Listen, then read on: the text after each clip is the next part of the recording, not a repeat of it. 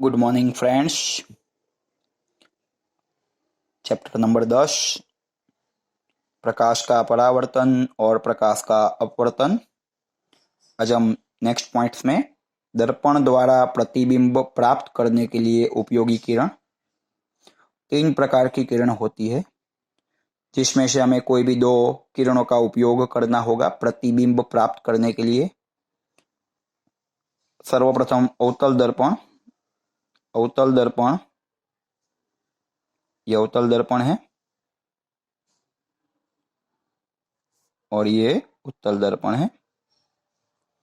अवतल दर्पण में जो किरण, ये मुख्य अक्ष, ये ध्रुव,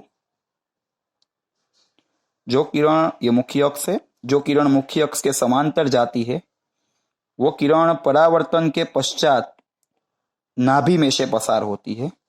और उत्तल दर्पण में मुख्य अक्ष के समांतर प्रकाश की किरण परावर्तन के पश्चात नाभि में से पसार होती हो वैसा हमें आभास होता है।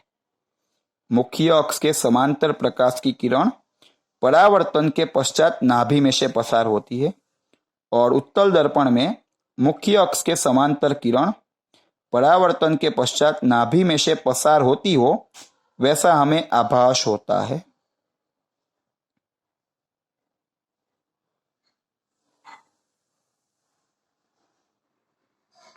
अवतल दर्पण में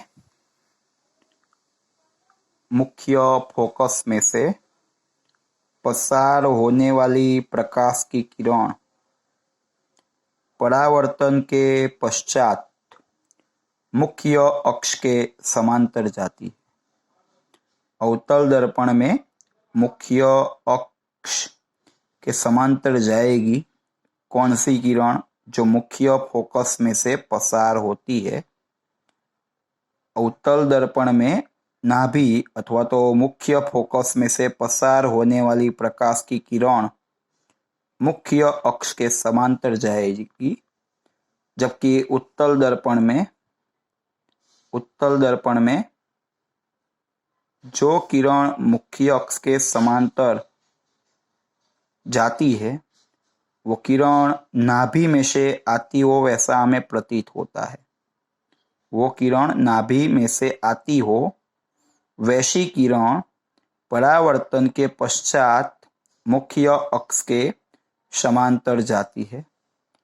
तीसरी प्रकाश की किरण अवतल दर्पण हो या उत्तल दर्पण हो, दोनों में वक्रता केंद्र में से पसार होने वाली प्रकाश की किरण परावर्तन के पश्चात उसी पथ पर वापस जाती है। अर्थात वक्रता केंद्र में से निकलने वाली किरण परावर्तन के पश्चात वक्रता केंद्र में से ही पसार होती है। यह 3 किरणों में से कोई भी 2 किरणों का उपयोग हमें दर्पण द्वारा प्रतिबिंब प्राप्त करने के लिए करना होगा। पहली किरण मुख्य अक्ष के समांतर व F में से, दूसरी किरण जो F में से वो मुख्य अक्ष के समांतर, और तीसरी किरण वक्रता केंद्र में से पसार होने वाली किरण वो वक्रता केंद्र में से ही पसार होगी। अवतल दर्पण द्वारा बनने वाले प्रतिबिंब हम अवतल दर्पण के सामने अलग अलग स्थान पर वस्तु रखेंगे और अवतल दर्पण द्वारा प्रतिबिंब किस प्रकार का बनता है, कहाँ पर बनता है, प्रतिबिंब का आकार क्या होता है, उसके बारे में हम चर्चा करेंगे। सर्वप्रथम हमने वस्तु को अनंत पर रखा है, तो जो अनंत पर वस्तु रखी है उसका प्रतिबिंब प्राप्त करने के लिए मुख्य अक्ष के समांतर प्रकाश की किरण होगी, जो परावर्तन के पश्चात F में से ही निकलेगी। अर्थात दोनों परावर्तित किरणें F पर मिलती है, तो अनंत पर जो भी वस्तु होगी उसका प्रतिबिंब हमें F पर मिलेगा। यह परावर्तित किरणें वास्तव में मिलती है, अर्थात प्रतिबिंब बनेगा वास्तविक और उल्टा और अत्यंत छोटा। दूसरे केसेस में वस्तु को हम थोड़ा C से दूर रखते हैं, ये वस्तु ए बी है। प्रतिबिंब प्राप्त करने के लिए मुख्य अक्ष के समांतर किरण जो परावर्तन होने के पश्चात एफ में से जाएगी, दूसरी एफ में से जाने वाली किरण जो परावर्तन के पश्चात मुख्य अक्ष के समांतर जाएगी। ये दोनों किरणें जहाँ पर प्रतिच्छेदित होगी वहाँ पर इस बिंदु का प्रतिबिंब मिलेगा। उसी प्रकार ये सभी बिंदुओं का प्रतिबिंब इनके बीच में मिलता रहेगा। बी का प्रतिबिंब बी डैश पर मिलेगा। प्रतिबिंब वस्तु से छोटा बनता है, सी और एफ के बीच में बनता है और परावर्तित किरणें वास्तव में मिलती है, इसीलिए प्रतिबिंब वास्तविक और उल्टा बनता है। तीसरी जगह पर वस्तु हम रखते हैं, वस्तु को हम थोड़ा वक्रता केंद्र सी पर रखते हैं। ये मुख्य अक्ष के समांतर प्रकाश की किरण परावर्तन के पश्चात एफ में से जाने वाली किरण परावर्तन के पश्चात मुख्य अक्ष के समांतर, दोनों परावर्तित किरणें जहाँ पर मिलती है वहाँ इस बिंदु का प्रतिबिंब मिलता है। उसी प्रकार ये सभी बिंदुओं का प्रतिबिंब इनके बीच में मिलता है। प्रतिबिंब सी पर ही बनता है, वस्तु जितना ही बनता है वास्तविक और उल्टा ही बनता है, क्योंकि परावर्तित किरणें वास्तव में मिलती है। चौथी जगह पर हम वस्तु को रखते हैं, वस्तु को हम सी और एफ के बीच में रखेंगे। तो ये मुख्य अक्ष के समांतर प्रकाश की किरणें परावर्तन होने के पश्चात एफ में से गुजरेगी। एफ में से निकलने वाली किरण परावर्तन के पश्चात मुख्य अक्ष के समांतर जाएगी। दोनों किरणें जहाँ पर प्रतिच्छेदित होगी वहाँ इस बिंदु का प्रतिबिंब मिलेगा। उसी प्रकार ये सभी बिंदुओं का प्रतिबिंब इनके बीच में मिलता है। प्रतिबिंब वास्तविक उल्टा, क्योंकि परावर्तित किरणें वास्तव में मिलती है, थोड़ा सी से दूर मिलता है और प्रतिबिंब आप देख सकते हो वस्तु से बड़ा है। वस्तु को हम एफ पर रखते हैं, ये भी हमारी वस्तु है जो एफ पर रखी है, मुख्य अक्ष के समांतर जो परावर्तन के पश्चात एफ में से जाएगी और सी में से जाने वाली किरण उसी रास्ते पर आगे बढ़ती है। प्रतिबिंब अनंत पर बनेगा, बहुत बड़ा बनेगा, अत्यंत बड़ा, और वास्तविक और उल्टा बनेगा। छठा स्थान, वस्तु को हम पी और एफ के बीच में रखते हैं। पी और एफ के बीच में हमारी वस्तु दिख रही होगी आपको, ये भी मुख्य अक्ष के समांतर परावर्तन के पश्चात एफ में से गुजरेगी। वक्रता केंद्र में से आने वाली किरण उसी रास्ते पर आगे बढ़ेगी। दोनों परावर्तित किरणों को हम पीछे की ओर बढ़ाते हैं, तो ये बिंदु का प्रतिबिंब इधर बनेगा।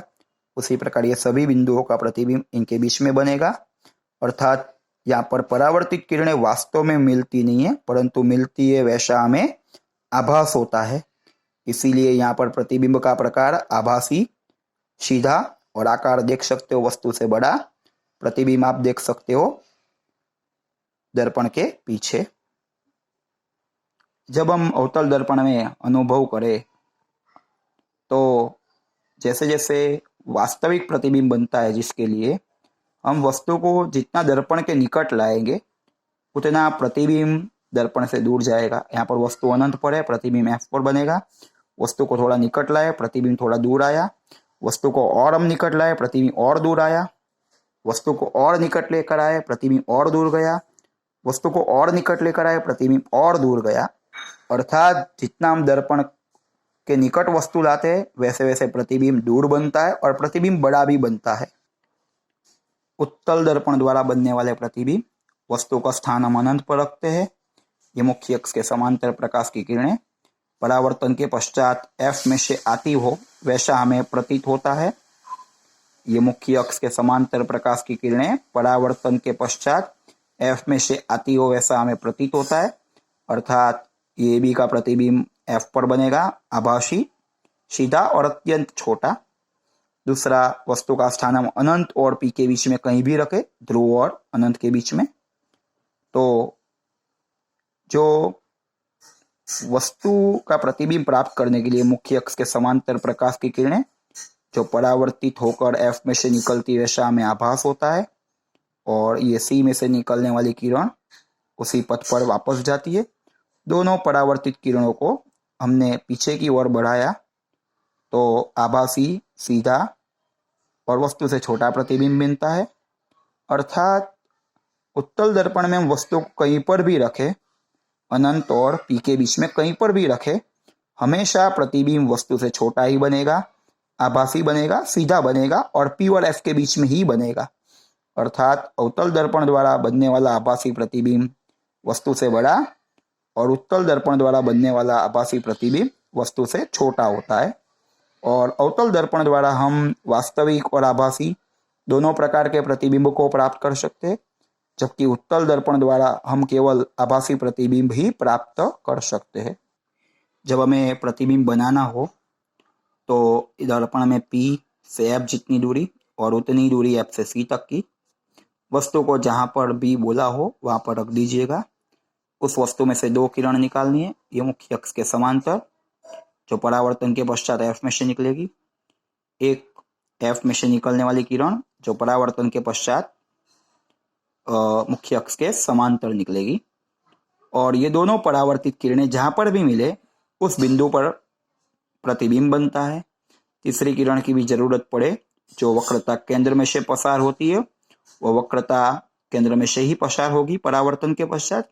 ये 3 किरणों में से 2 किरण का उपयोग हम करेंगे तो हमें दर्पण द्वारा जो भी प्रतिबिंब प्राप्त करना है वो प्रतिबिंब प्राप्त कर सकेंगे। इसका अभ्यास, इसकी आकृतियां स्वयं बनाकर आपको देखनी है।